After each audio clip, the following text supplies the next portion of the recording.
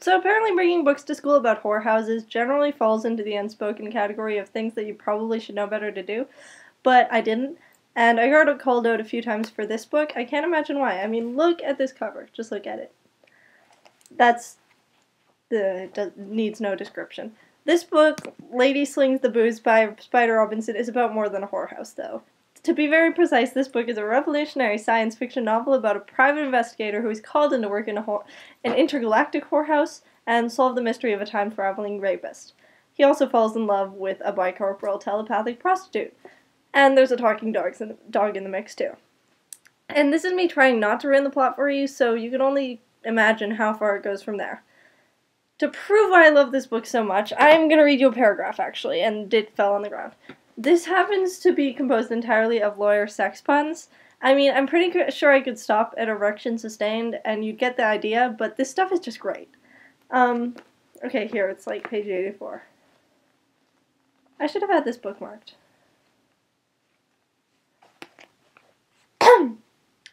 Whore Stifla. Order in the courting. Put the witless on the stand, in the box, and make him swear. Raise your right gland. Do you swear to tell the whole truth and muff and butt the truth? I do, so help me God! Your Honor, I move for a mistrial. Erection sustained. We'll take a short recess to direct your attention to Exhibit A. An indictment has been laid on my clients. Would you care to cross eggs? I'm in. Your witness.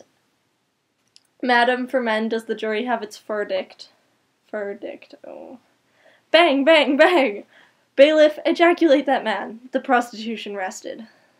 My defenses had been resting throughout the whole trial. And that, for you, is Lady Slings the Booze. As you can tell by the title of the video up there, this is not the only book that falls into this level of confusion, which it's not even so bad it's good, it's not even on that scale, it is what it is, and Viking Unchained is what it is Viking Unchained, pretty much.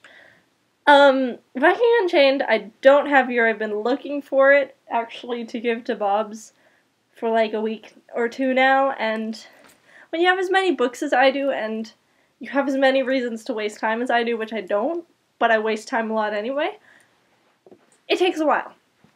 So, Viking Unchained, a Navy SEAL's widow meets a strange man who so happens to resemble her ex-husband, and he believes that she's the likeness of his ex-wife, his cheating ex-wife who stole his baby, and she happens to have a baby as well. But it also happens to be an 11th century Viking.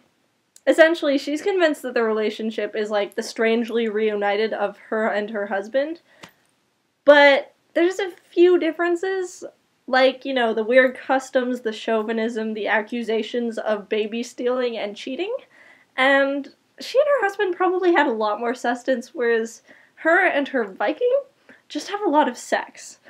Well, I'm not going to give you an excerpt, and because the one that I can find on, like, Amazon is just a lot of acrobatic sex, which is okay, a lot of the book, but has some funny moments, too. When I find it, maybe, or maybe not, because that'll be way too late. I'm just gonna say, it's, like, in its own league entirely. But I digress. This week has been pretty fun, actually, pretty great.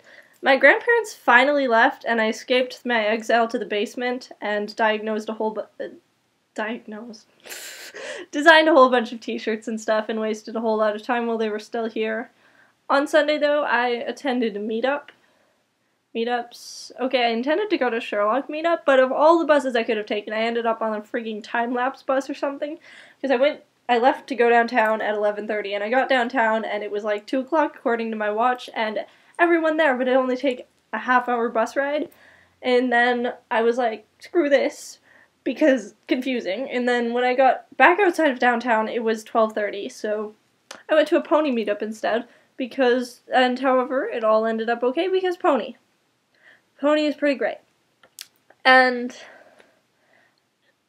basically, as the person said upon my walking in, the general rule is we're all crazy here, and we all enjoy candy-colored ponies, so it was pretty good.